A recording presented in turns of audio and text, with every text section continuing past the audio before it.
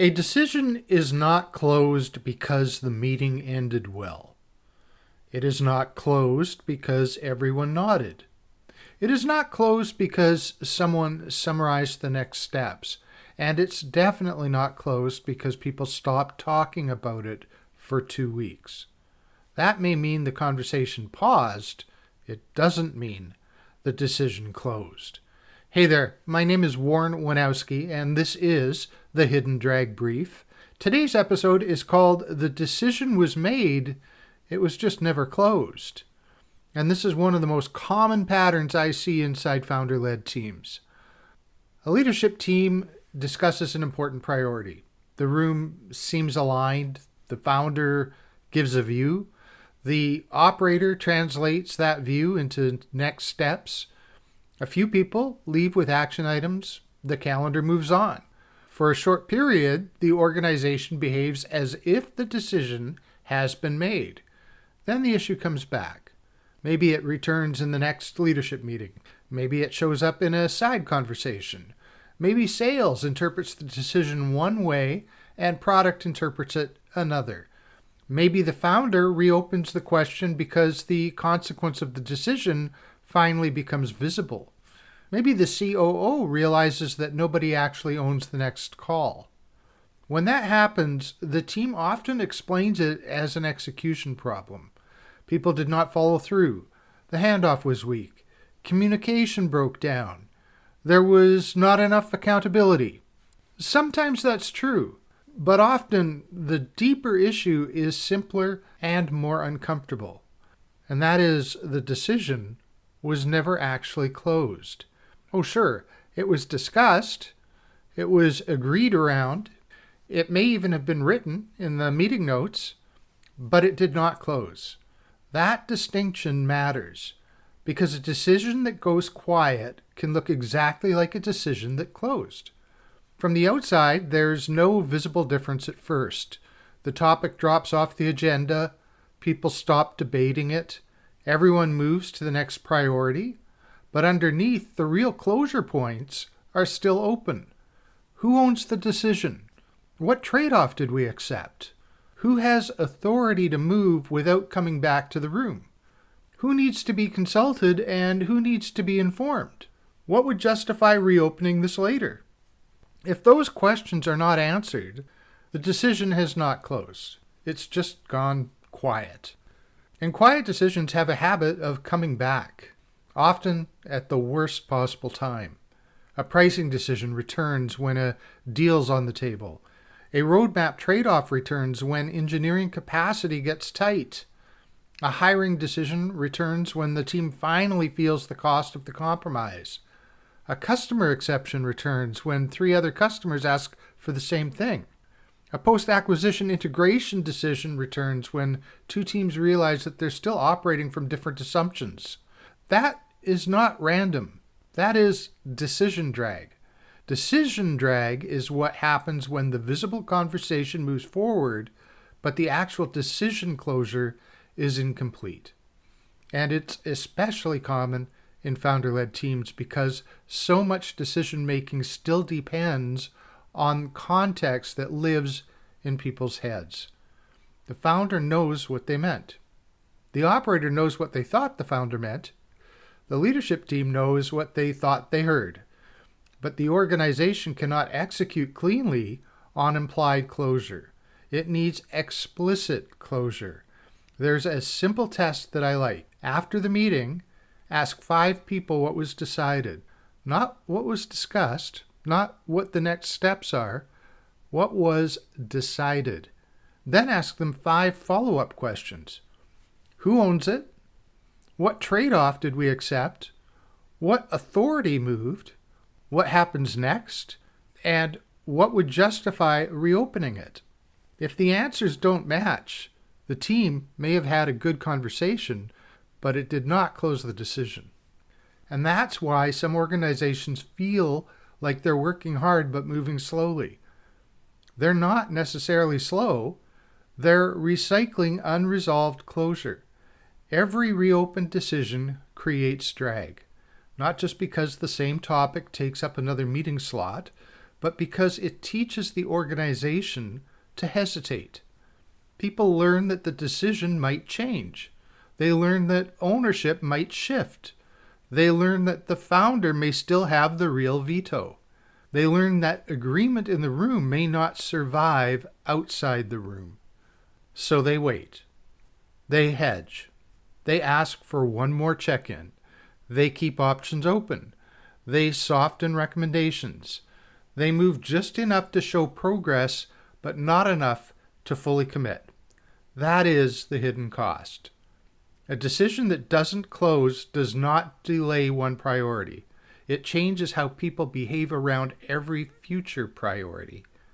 One of the natural questions here is, what if new information appears? Should a closed decision never reopen? Of course not. Good leadership requires adaptation. If genuinely material new information appears, the team should be willing to revisit a decision. But that's exactly why closure rules matter. A closure rule doesn't just say we can never reopen this. It says, here's what would justify reopening this. That distinction is important because without a closure rule, almost anything can reopen a decision. Discomfort can reopen it. Second thoughts can reopen it. A loud stakeholder can reopen it. A difficult trade-off becoming visible can reopen it. The founder feeling uneasy can reopen it. A team that did not like the original answers can wait for the right moment and reopen it. That's not adaptability. That's ambiguity with a calendar invite. A closed decision can still be revisited, but it should be revisited for a reason the team already agreed would matter. So, for example, if the customer impact exceeds this threshold, we revisit. If the revenue exposure crosses this line, we revisit.